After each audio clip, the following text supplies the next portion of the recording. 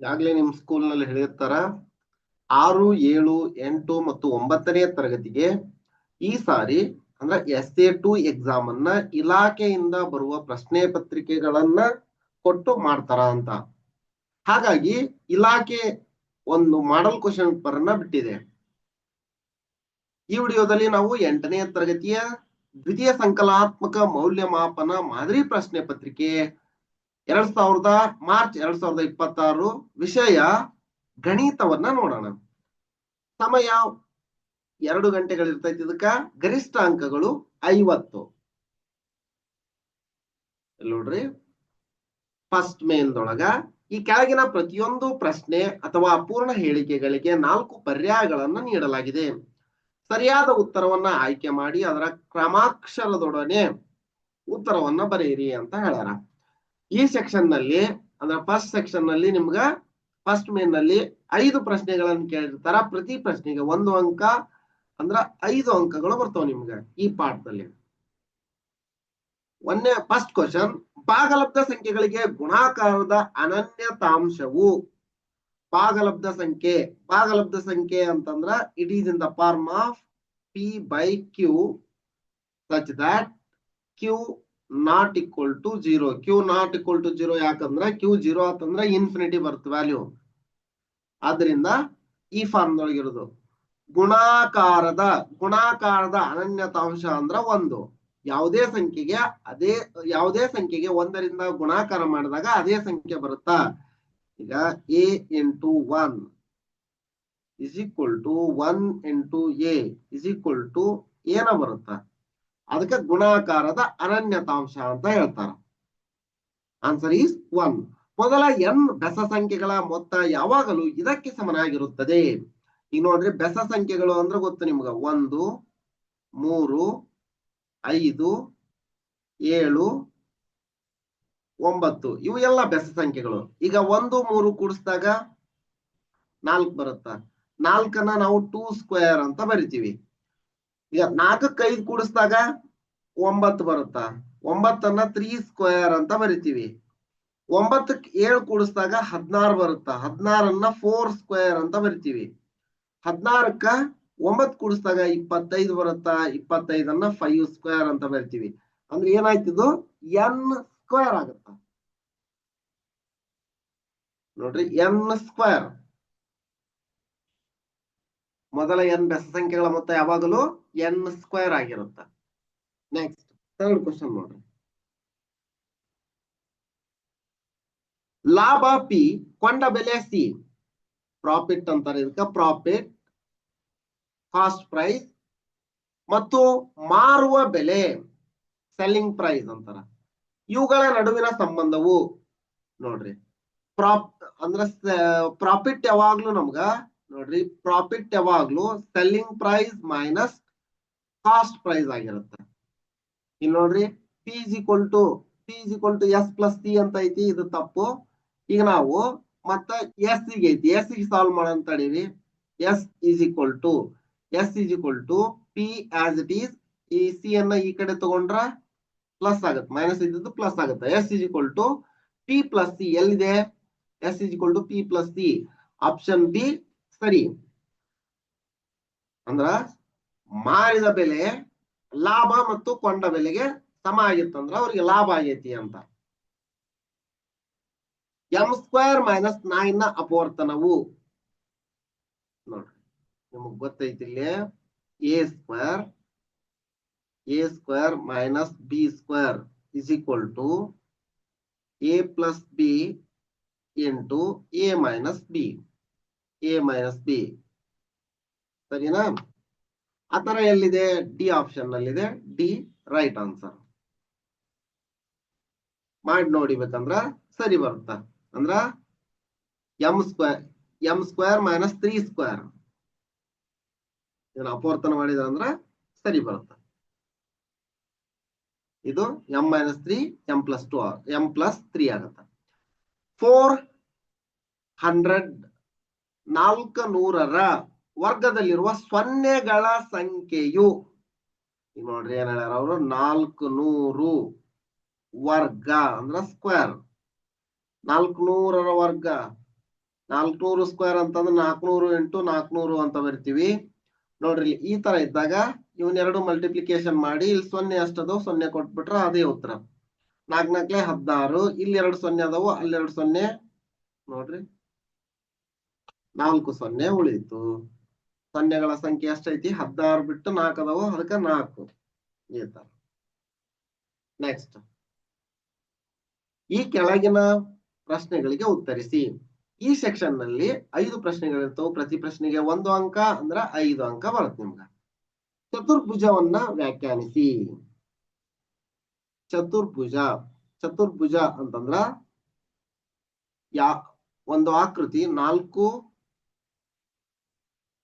ಬಾಹುಗಳು, 4 ಕೋನಗಳು. ಚತುರ್ಭುಜವು ನೋಡ್ರಿ, ಚತುರ್ಭುಜವು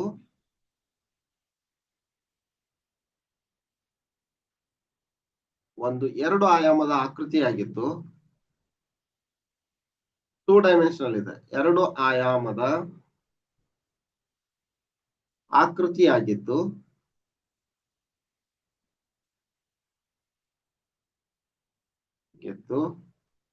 ಇಲ್ಲಿ ಏನೇನಿರುತ್ತವು? 4 ಬಾಹುಗಳು,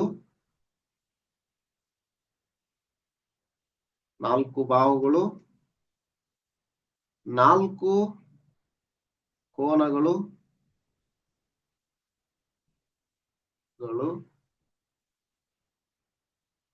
ಹಾಗೂ 4 ಶೃಂಗಗಳನ್ನು ಹೊಂದಿರುತ್ತದೆ.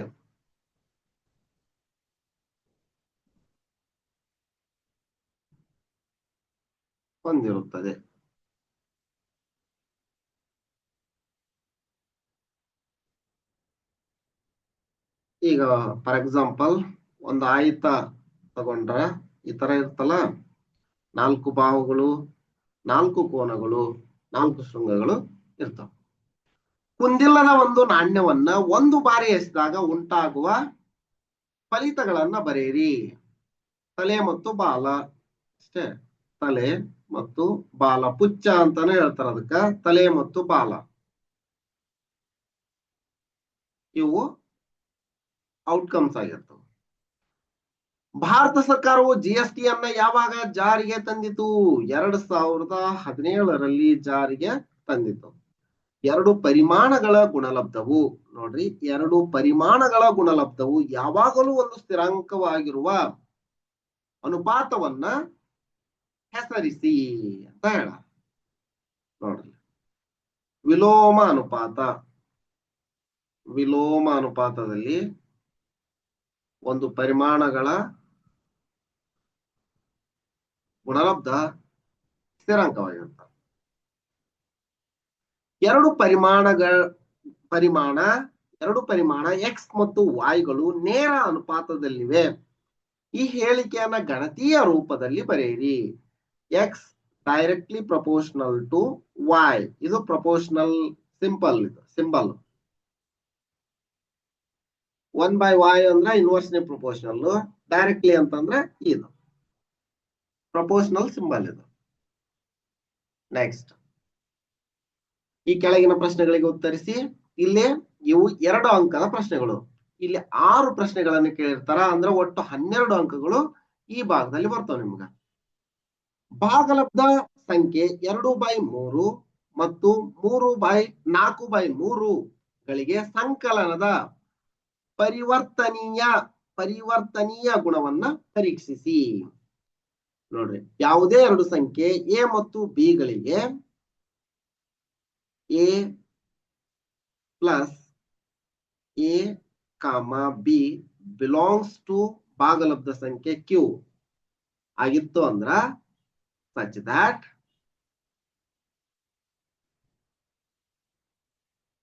a plus b is equal to b plus a. ಇದಕ್ಕ ಪರಿವರ್ತನೀಯ ಗುಣ ಅಂತ ಹೇಳ್ತೀವಿ. a plus b is equal to b plus a ಅಂದಿತ್ತಂದ್ರ ಪರಿವರ್ತನೀಯವಾಗಿದೆ ಅಂತ ಹೇಳ್ತೀವಿ. ಹಿಂಗ a, b belongs to q ಒಂದು ಭಾಗಲಬ್ಧ ಸಂಖ್ಯೆ ಆಗಿದ್ವು ಅಂತಂದ್ರ, a plus b belongs to q ಆತಂದ್ರ ಒಂದೇ ಗುಣವನ್ನ ಇದು ಒಂದನ್ನ ಪಾಲಿಸ್ತು ಅಂತಂದ್ರ ಅದಕ್ಕ ಆವೃತ್ತ ಗುಣ ಅಂತ ಹೇಳ್ತೀವಿ.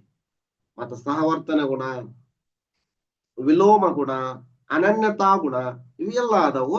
ಈಗ ನಿಮಗ ಪರಿವರ್ತನೀಯ ಗುಣ ಹೇಳ್ಯಾರ, ನೋಡೋಣ. ಈಗ LHS ತಗೊಳ್ಳೋಣ. ಇದು LHS ಪಾರ್ಟ್. LHS ಏನು? A plus B is equal to here A is equal to ಇಲ್ಲಿ A is equal to 2/3 ಅನ್ರಿ, B is equal to 4/3 ಅನ್ರಿ. ಸರಿನಾ? ಏನೈತಿ? 2/3 ಪ್ಲಸ್ 4/3. ಇಲ್ಲೇ ಛೇದ ಒಂದೇ ಆಗಿದೆ, ಆದ್ದರಿಂದ ಛೇದವನ್ನ ಹಂಗ ಇಡ್ತೀವಿ, ಅಂಶವನ್ನ ಕೂಡಿಸ್ತೀವಿ. 3 ಹಂಗ ಇಟ್ವಿ. 2 ಪ್ಲಸ್ 6, 2 ಪ್ಲಸ್ 4 ಅಂದ್ರೆ 2 ಪ್ಲಸ್ 4 ಅಂದ್ರ 6/3. 3 ಒಂದ್ಲೆ 3 ಎರಡ್ಲೆ 2 ಉತ್ತರ. ನೆಕ್ಸ್ಟ್ ಇದು LHS ಆಯ್ತು. RHS ಏನೈತಿ? B plus A is equal to B 4/3 plus 2/3. ನೋಡ್ರಿ, ಛೇದ ಒಂದೇ ಆಗಿದ್ದಾಗ ಅಂಶಗಳನ್ನ ಕೂಡಿಸ್ತೀವಿ. ಏನಾಯ್ತು? 6/3. 3 1s 3 2s ಅಂದ್ರ 2. LHS is equal to RHS.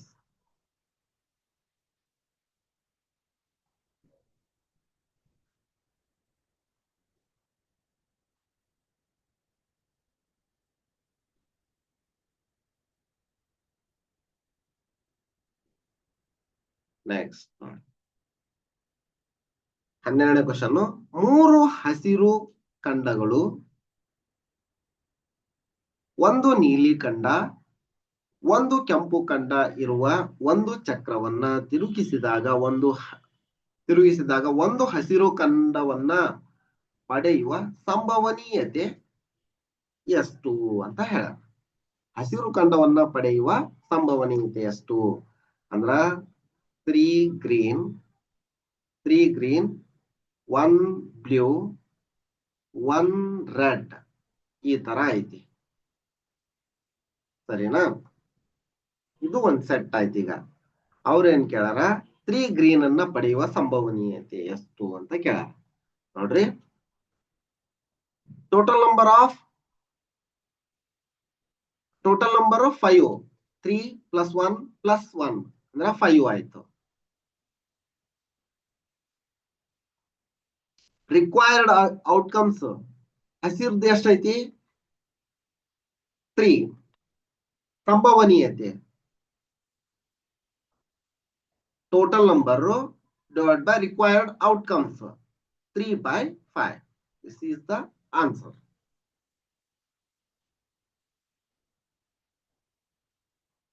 Next 13ನೇ ಕ್ವಶನ್ ನೋಡ್ರಿ. ವಾರದ ಮೊದಲ 6 ದಿನಗಳಲ್ಲಿ ಪ್ಯಾನ್ಗಳ ಮಾರಾಟವನ್ನ ಈ ಕೆಳಗೆ ತೋರಿಸಲಾಗಿದೆ. 1 ಪ್ಯಾನ್ ಅಂದ್ರ 1 ಚಿತ್ರ ಅಂದ್ರ 2 ಪ್ಯಾನ್ಗಳು ಅಂತ ಹೇಳ್ಯಾರ. ಸೋಮವಾರ 5 ಅದಾವು, 5 ಪ್ಯಾನ್ ಅದಾವು ಅಂದ್ರ 10, ಸಂಖ್ಯೆ 10 ಆಯ್ತು.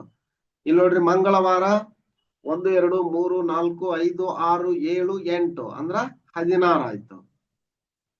ನೆಕ್ಸ್ಟ್ ಇಲ್ಲೇ ಇದು 10 ಆಯ್ತು. ಬುಧವಾರ 10, ಗುರುವಾರ 8 ಆಗತ್ತ,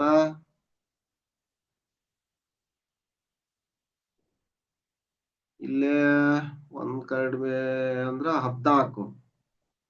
14 ಆಯ್ತು. ನೆಕ್ಸ್ಟ್ ಇಲ್ಲೇ 10.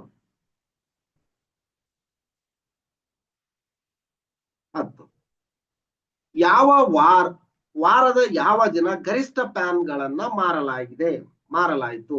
ಯಾವ ವಾರ? ಮಂಗಳವಾರ. ನೋಡ್ರಿ ಎಷ್ಟು ಈಜಿ ಐತಿ. ಶುಕ್ರವಾರ ಮಾರಿದ ಪ್ಯಾನ್ಗಳ ಸಂಖ್ಯೆ ಎಷ್ಟು? ಶುಕ್ರವಾರ 14 ಪ್ಯಾನ್ಗಳನ್ನ ಮಾರಲಾಗಿದೆ.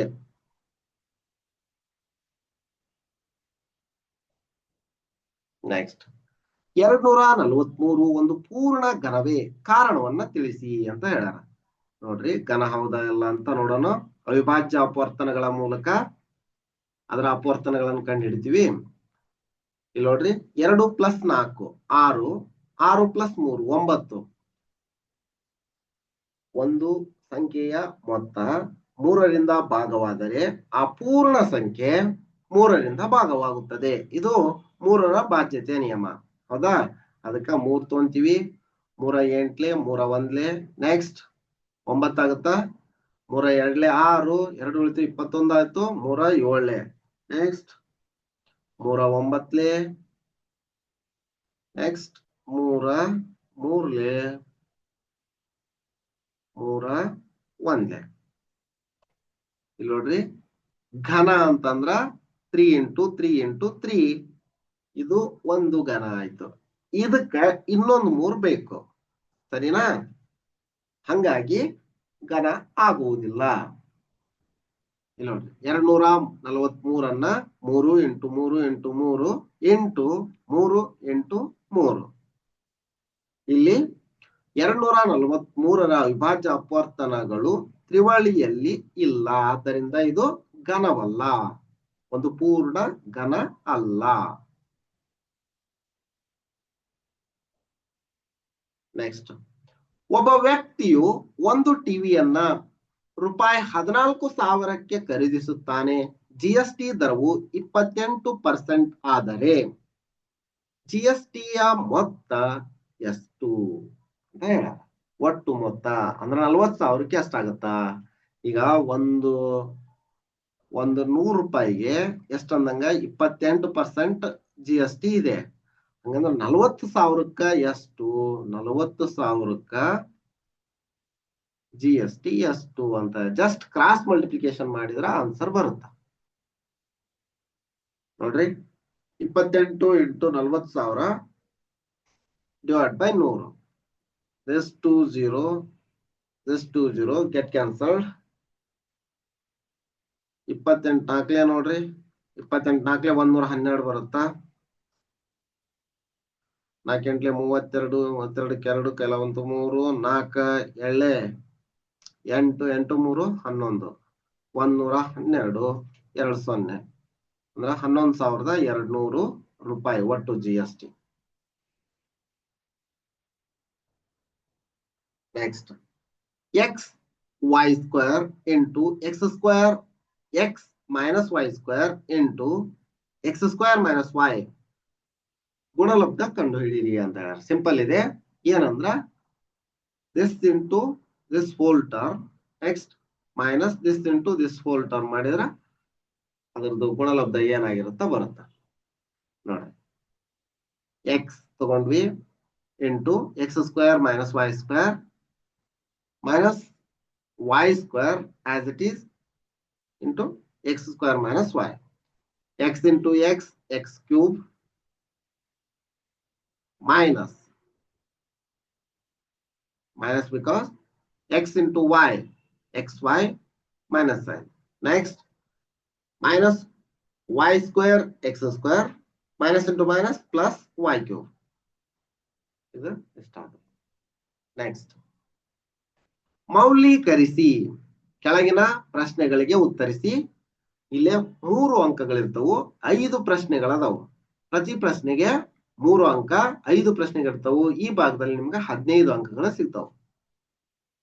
ನೋಡ್ರಿ ಏನಿದೆ, 12 12 12ಅನ್ನ ನಾನು 6 × 2 ಅಂತ ಬರಿತೀನಿ. ಯಾಕಂದ್ರ ಇಲ್ಲಿ ನೋಡ್ರಿ 6 ಇದೆ. ಹಂಗಾಗಿ ಇಲ್ಲಿ ಏನಿಲ್ಲ, ಘಾತಾಂಕ ನಿಯಮಗಳನ್ನ ಬಳಸ್ತಾ ಇದೆ. ನಮಗ್ ಗೊತ್ತು A into B whole raised to m ಇತ್ತಂದ್ರ A raised to m into B raised to m ಅಂತ ಬರಿತೀವಿ. ಇದು ಅಂದ್ರ ಇದು ಒಂದು ನಿಯಮ. ನೆಕ್ಸ್ಟ್ ಹಂಗ ಗೊತ್ತಿರ್ಲಿ, A raised to m whole raised to n ಅಂದ್ರ A raised to m into n ಅಂತ ಬರಿತೀವಿ. Next A raised to m by B raised to m ಇತ್ತಂದ್ರ A raised to m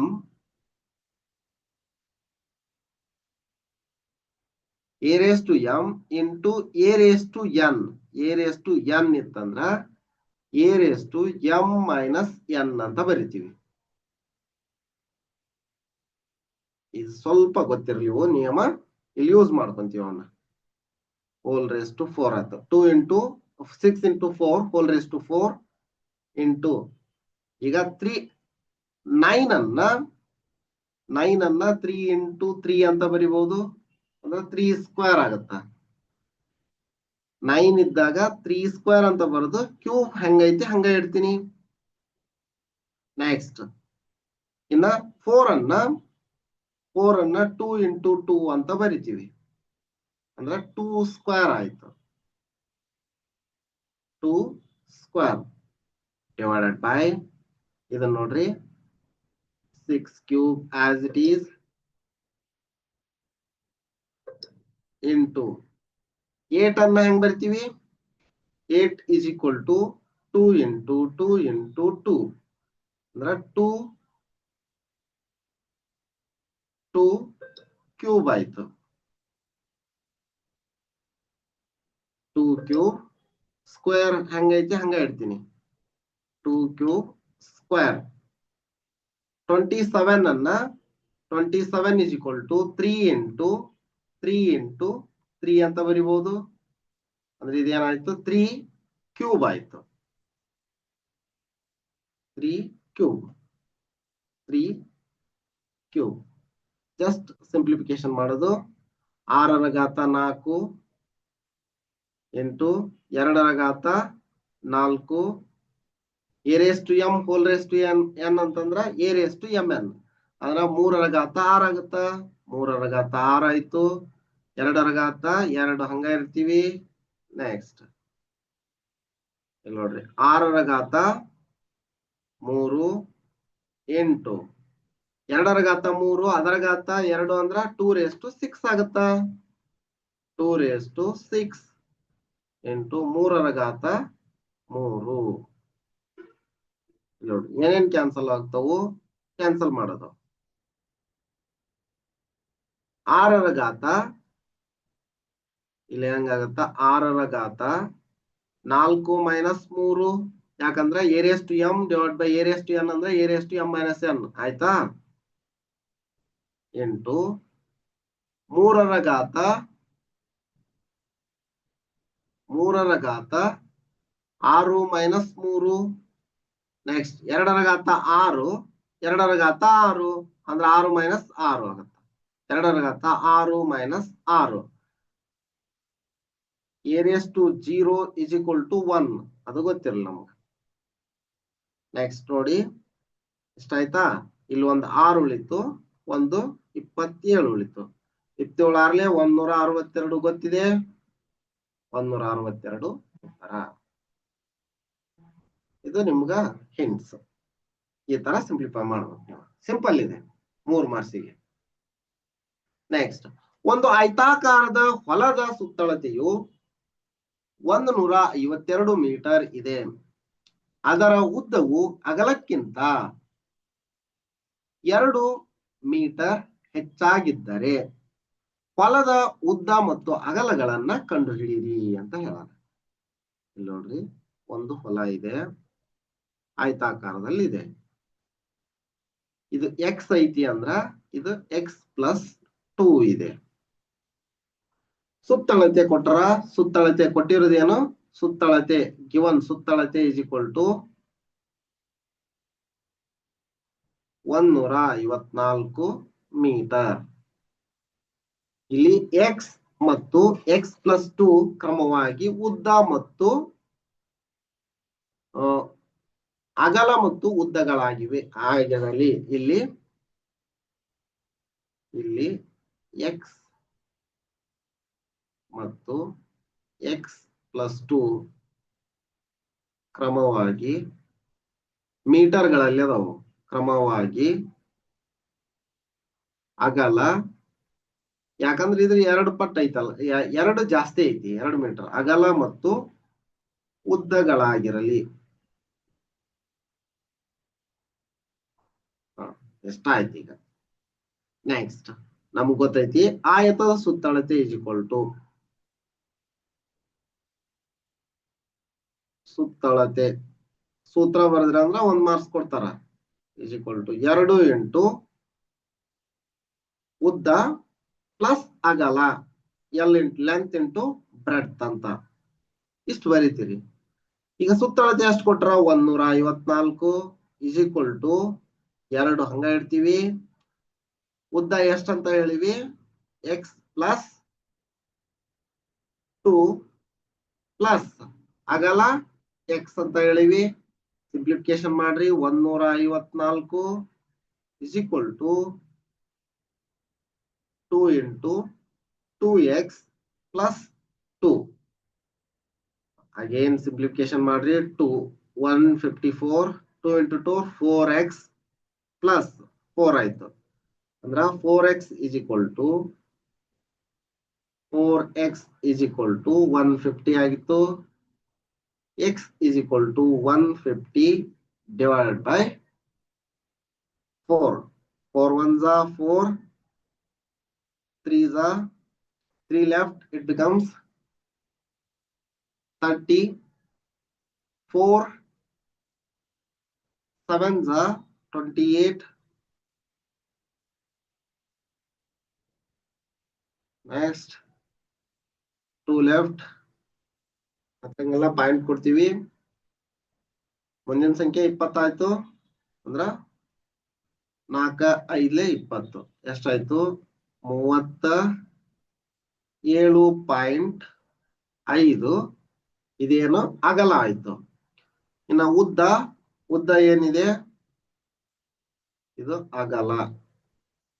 ಉದ್ದ ಏನಿದೆ x ಪ್ಲಸ್ 2 ಅಂದ್ರ 37.5 plus 2 ಅಂದ್ರ 39.2 metre.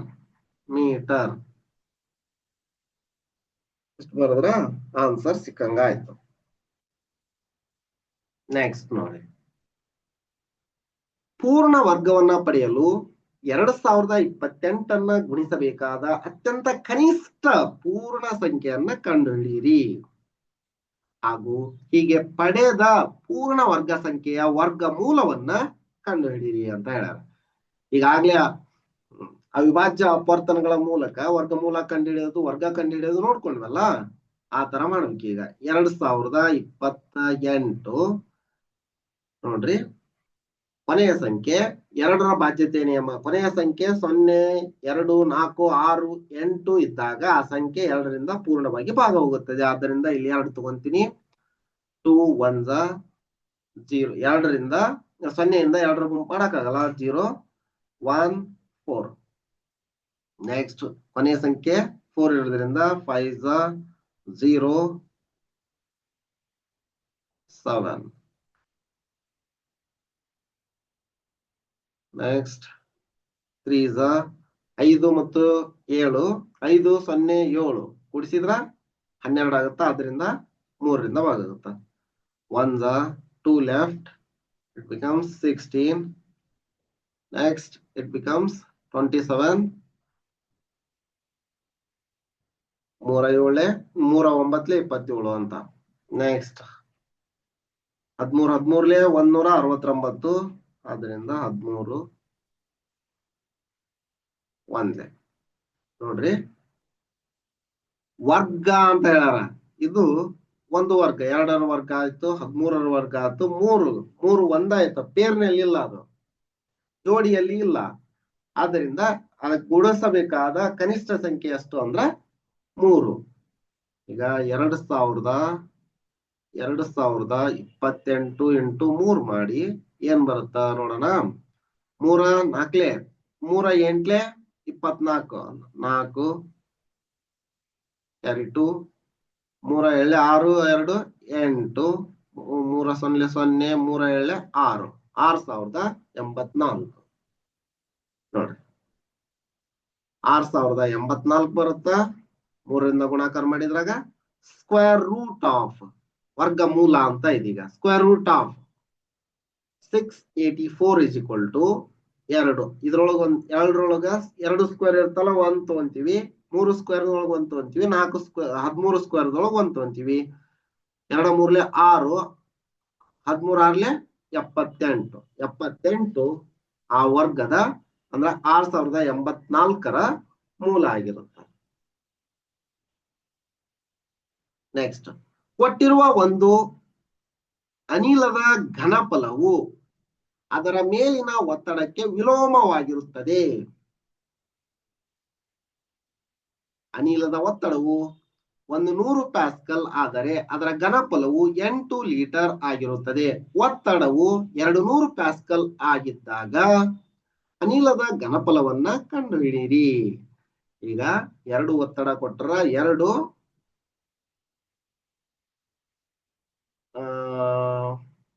ಒತ್ತಡ 2 ಘನಫಲ ತರ ಕೊಟ್ರ ಅವಾಗ ಏನಾಗಿರುತ್ತ ಕಂಡುಹಿಡಿಬೇಕು.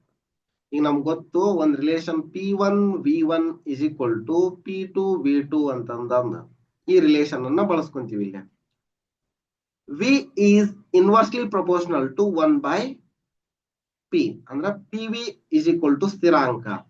ಇಲ್ಲಿ P1 ಕೊಟ್ರ 100 pascal, V1 8 litre, volume 8 litre ಇದೆ. V2 ವಾಲ್ಯೂಮ್ ಗೊತ್ತಿಲ್ಲ, P2 ಪ್ರೆಷರ್ ಎಷ್ಟು 200 ಪ್ಯಾಸ್ಕಲ್ ಇದ್ದಾಗ ಇದನ್ನ ಬರಿತೀವಿ. V2 ಗೆ ಸಾಲ್ವ್ ಮಾಡ್ತೀವಿ ಅಷ್ಟ.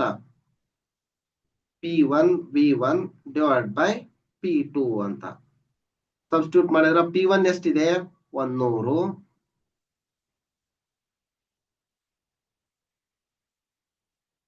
V1 8 ಡಿವೈಡ್ ಬೈ P2 ಅಂದ್ರ 200 ಇದೆ.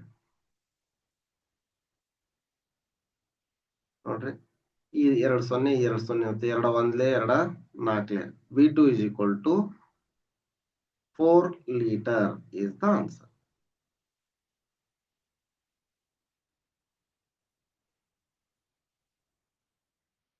Next, 4ab minus a square minus 4b square plus c square ನ ಅಪವರ್ತನಗಳನ್ನ ಕಂಡುಹಿಡಿಯಿರಿ ಅಂತ ಹೇಳ್ಯಾರ. ಅಪವರ್ತನಗಳನ್ನ ಕಂಡುಹಿಡಿಯಿರಿ ಅಂತ ಹೇಳ್ಯಾರ. ಹಂಗಾಗಿ ಇಲ್ಲಿ ನೋಡ್ರಿ, ಸಿ ಸ್ಕ್ವೇರ್ ಇದನ್ನ ಪಾಸಿಟಿವ್ ಐತಿ, ಅದನ್ನ ಹೆಂಗೈತಿ ಹಂಗ ಬರ್ಕೊಂತೀವಿ. ಇಲ್ಲಿ ಸ್ವಲ್ಪ ಮಾಡಿಫೈ ಮಾಡ್ತೀವಿ. Minus A square minus 4ab ಅನ್ನ 2a 2 into a into 2b ಅಂತ ಬರಿತೀವಿ. ಪ್ಲಸ್ ಮೈನಸ್ 4b ಸ್ಕ್ವೇರ್ ಐತಲ್ಲ ಅದಕ್ಕೆ 2b ಹೋಲ್ ಸ್ಕ್ವೇರ್ ಅಂತ ಬರ್ತೀವಿ. ಮೈನಸ್ ಇಂಟು ಪ್ಲಸ್ ಮೈನಸ್ ಆಗುತ್ತೆ. ಈಗ ಇದನ್ನ ನೋಡ್ರಿ, a square minus b square is equal to a plus b into a minus b ಅಂತ ಗೊತ್ತಿದೆ ನಮ್ಗ. ನೆಕ್ಸ್ಟ್ ಇನ್ನೊಂದು ಏನಂದ್ರ a square minus a square minus 2ab plus b square is equal to a minus b whole square ಸೂತ್ರ ಅವನ್ನ ಇಲ್ಲಿ apply ಮಾಡ್ತೀವಿ. a square minus 2ab plus b square ಈ ಸೂತ್ರ ಆಯ್ತು.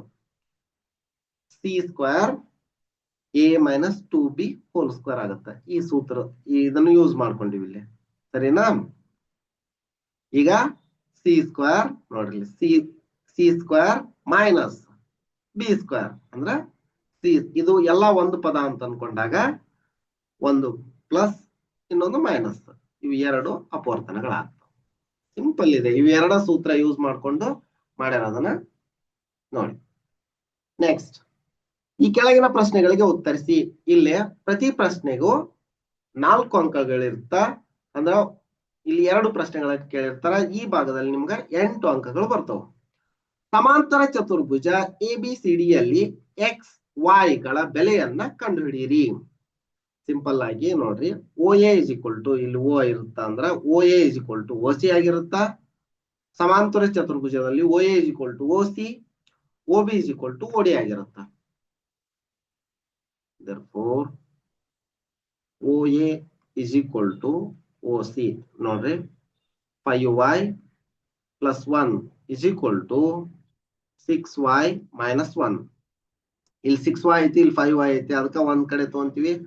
6y minus 1 as it is. ಇದನ್ನ ಈ ಕಡೆ ಶಿಫ್ಟ್ ಮಾಡ್ಕೊಂಡ್ರ 5 ಇದ್ದಿದ್ದು minus 5y ಆಗುತ್ತಾ, minus 1 ಆಗುತ್ತಾ, is equal to 0 ಆಯ್ತು. 6y minus 5y ಅಂದ್ರೆ y ಅಷ್ಟ ಉಳಿತು, minus 2 is equal to 0. minus 1 minus 1 minus 1 minus 2 ಆಗುತ್ತಾ, y is equal to answer 2. Next ಇದೇ ತರ OB is equal to OD ಆಗುತ್ತಾ, OD. ನೆಕ್ಸ್ಟ್ OB ಎಷ್ಟೈತಿ, 3x minus 1 is equal to 2 into x plus 1. 3x minus 1 is equal to 2x plus 2. ಈ ಕಡೆ 3x ಐತಾ, ಅದಕ್ಕೆ ಈ ಕಡೆ ಶಿಫ್ಟ್ ಮಾಡ್ಕೊರಿ ಅದನ್ನ. 3x minus 1 as it is minus 2x minus 2 is equal to 0. 3x ದೊಳಗ minus 2x ಹೋದ್ರೆ x minus 3 minus 2 minus 1 ಅಂದ್ರೆ minus 3 ಆಯ್ತು, is equal to 0. x is equal to 3. ಇದು ಆನ್ಸರ್, x ಮತ್ತು y ಗಳ ಬೆಲೆ. ನೋಡ್ರಿ, ಸಮಾಂತರ ಚತುರ್ಭುಜದ ಕರ್ಣಗಳು ಪರಸ್ಪರ ಅರ್ಧಿಸುತ್ತವೆ ಎಂದು ನಮಗೆ ತಿಳಿದಿದೆ. therefore AO is equal to OC or OA is equal to OC ಮತ್ತು OB is equal to OD. ಅವಾಗ x ಮತ್ತು y ಗಳ ಬೆಲೆ ಸಿಗುತ್ತಾ. ನೆಕ್ಸ್ಟ್, ಒಂದು ಕೋಣೆಯ ಉದ್ದ, ಅಗಲ ಮತ್ತು ಎತ್ತರಗಳು ಕ್ರಮವಾಗಿ 12 ಅಡಿ, 9 ಅಡಿ ಮತ್ತು 8 ಅಡಿ ಇವೆ. ಪ್ರತಿ ಚದರ್ ಅಡಿಗೆ 50 ದರದಂತೆ ಕೋಣೆಯ ಒಳಗೋಡಿಗೆ ಬಣ್ಣ ಹಚ್ಚಲು ಆಗುವ ವೆಚ್ಚವನ್ನ ಕಂಡುಹಿಡಿಯಿರಿ. ಸಿಂಪಲ್ ಇದೆ ನೋಡಿ ಇದು. ಲೆಂತ್, ಇಲ್ಲೇ ಉದ್ದ, ಲೆಂತ್ ಅಂತಾರ ಅದಕ್ಕೆ. ಉದ್ದ 12 ಅಡಿ ಇದೆ, ಅಗಲ ಬ್ರೆಡ್ತ್ 9 ಅಡಿ ಇದೆ, ಎತ್ತರ 8 ಅಡಿ ಇದೆ. ಸರಿನಾ? ಇದಕ್ಕ ಎತ್ತರಕ್ಕೆ ಹೈಟ್ ಅಂತಾರ, ಬ್ರೆಡ್ತ್ ಲೆಂತ್. ಈ ಸೂತ್ರವನ್ನ ಬಳಸ್ತೀವಿ. ಬಣ್ಣ ಹಚ್ಚಬೇಕಾದ ಭಾಗದ ವಿಸ್ತೀರ್ಣ 2h into L plus B. ಹೌದಾ? 2h ಅಂದ್ರ 8 ಇದೆ, L ಅಂದ್ರ 12, B ಅಂದ್ರ 9. ನೋಡ್ರಿ, 12 plus 9 ಅಂದ್ರೆ 8, 12 plus 9 ಅಂದ್ರೆ 21, 2 8 16. 16 21 into 16 ಮಾಡಿದಾಗ 21 into 16, 16 ಒಂದ್ಲೆ 16, 16 6 ಕೆಲವಂತು 1, 16 32, 1 33, 336 ಚದರ ಅಡಿ ಆಯ್ತು. ಈಗ ನೋಡ್ರಿ, ಒಂದು ಚದರ್ ಅಡಿಗೆ ಎಷ್ಟು? 50 ರೂಪಾಯಿ. 50 ರೂಪಾಯಿ ಹಂಗಂದ್ರ 336 ಚದರ್ ಅಡಿಗೆ ಎಷ್ಟು? ಕ್ರಾಸ್ ಮಲ್ಟಿಪ್ಲಿಕೇಶನ್ ಮಾಡೋದು. 336 into 50 ಮಾಡಿದ್ರ ಆನ್ಸರ್ ಬರುತ್ತ. ಇಲ್ಲಿ ನೋಡ್ರಿ, 336 into 50 ಮಾಡಿದ್ರ ಸಾಕು. 0 into 6 ಅಂದ್ರ 0, 0 into 3 ಅಂದ್ರ 0, 0 into 3 ಅಂದ್ರ 0, 5 6 30ಕ್ಕ 0 ಕೆಲವಂತು 3, 5 3 15, 3 18 ಕೆಲವಂತು 1, 5 3 15, 1 16. ಎಲ್ಲವನ್ನ ಕೂಡಿಸ್ರಿ ಎಷ್ಟು ಬರುತ್ತಾ? 16,800 ಬರುತ್ತ. 16,800 ಉತ್ತರ. ಇನ್ನ 5 ಅಂಕದ ಒಂದು ಪ್ರಶ್ನೆ ಐತಿ ನೋಡ್ರಿ. ಅಕ್ಷಗಳ ಮೇಲೆ ಸೂಕ್ತ ಪ್ರಮಾಣದೊಂದಿಗೆ ಕೆಳಗಿನ ಕೋಷ್ಟಕಕ್ಕೆ ಒಂದು ನಕ್ಷೆಯನ್ನ ರಚಿಸಿ ಅಂತ ಹೇಳಾರ.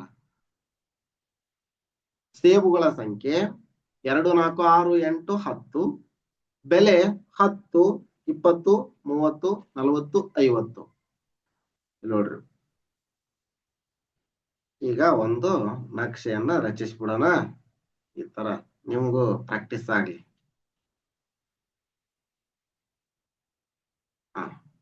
ಇದು ಒಂದು ನಕ್ಷೆ. 0 ಇದು x ಅಕ್ಷ, ಇದನ್ನು ಕೊಡ್ಬೇಕು ನೀವು. x ಅಕ್ಷ, ಇದು y ಅಕ್ಷ. 0 ಅಂತ 2 4 6 8 10. 2 4 6 8 10 ಹಿಂಗೈತಿ. ಇಲ್ಲೇ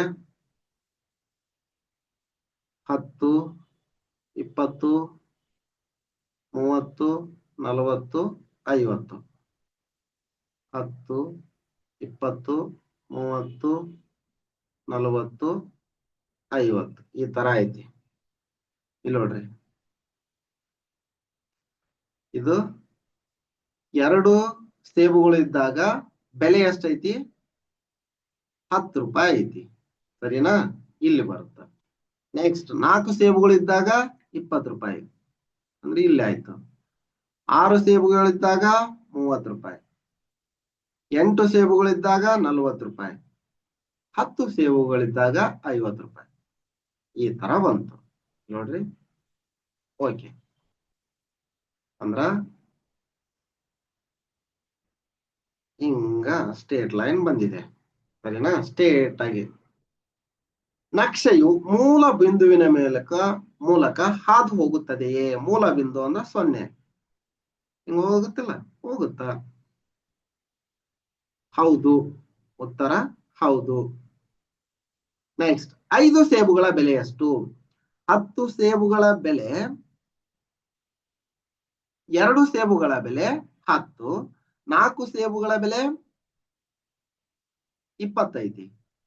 5 ಸೇಬು ಅಂತಂದ್ರೆ ಎಲ್ಲಿ ಬರುತ್ತಾ? ಇಲ್ಲೇ, ಇಲ್ಲೇ 5 ಸೇಬುಗಳ ಬೆಲೆ ಡಾಟ್ ಡಾಟ್ ಇಡ್ತೀನಿ ನೋಡ್ರಿ. ಇಲ್ಲೇ ಮಧ್ಯಕ್ಕೆ ಬರುತ್ತ. ಎಷ್ಟಾಗುತ್ತ? 25. ಇದು 3 ಆಯ್ತಾ? 3ಕ್ಕೆ 15 ಆಯ್ತು. ತಡೀರಿ, 5 ಅಂತಂದ್ರೆ ಇಲ್ಲಿ ಬರುತ್ತಲ್ಲ, 4 ಮತ್ತು 6 ಮಧ್ಯ ಎಷ್ಟಾಯ್ತು? 25. ನೆಕ್ಸ್ಟ್, 45ಕ್ಕೆ ಎಷ್ಟು ಸೇಬುಗಳು ದೊರೆಯುತ್ತವೆ? ಇಲ್ಲಿ ನೋಡ್ರಿ, 45 ರೂಪಾಯಿ. 45 ರೂಪಾಯಿ ಆಯ್ತು. ಎಷ್ಟು ದೊರೀತವು ನೋಡ್ರಿ? ಎಷ್ಟು ದೊರೀತವು? 9. ಹಿಂಗ ಹಾಕ್ಬಿಟ್ರ ಈಸಿಯಾಗಿ ಗೊತ್ತಾಗತ್ತೆ ನಿಮ್ಗೆ. ನಕ್ಷೆ ಹಾಕೋದು ಗೊತ್ತಾಯ್ತು, ಇದು ಗೊತ್ತಾಯ್ತು. ಸಿಂಪಲ್ ಇದೆ. ಏನಾದ್ರು ಡೌಟ್ ಇದ್ರ ಕಮೆಂಟ್ ಬಾಕ್ಸ್ ನಲ್ಲಿ ಕಮೆಂಟ್ ಮಾಡಿ. ಇದಿಷ್ಟು ಈ ವಿಡಿಯೋದಲ್ಲಿ. ಈ ವಿಡಿಯೋ ನಿಮ್ಗೆ ಇಷ್ಟ ಆಗೈತೆ ಅನ್ಕೋತೀನಿ. ಈ ವಿಡಿಯೋ ನಿಮ್ಗೆ ಇಷ್ಟ ಆಗಿತ್ತು ಅಂದ್ರೆ ಒಂದು ಲೈಕ್ ಮಾಡಿ, ಚಾನಲ್ ಅನ್ನು ಸಬ್ಸ್ಕ್ರೈಬ್ ಮಾಡ್ಕೊಂಡಿಲ್ಲ ಅಂದ್ರೆ ಸಬ್ಸ್ಕ್ರೈಬ್ ಮಾಡ್ಕೊಳ್ಳಿ. ಇದೇ ರೀತಿ ನಾವು ಅಪ್ಲೋಡ್ ಮಾಡುವ ಎಲ್ಲ ವಿಡಿಯೋಗಳ ನೋಟಿಫಿಕೇಶನ್ ಪಡೆಯಲು ಬೆಲ್ ಐಕಾನ್ ಅನ್ನು ಒತ್ತಿ. ಧನ್ಯವಾದಗಳು.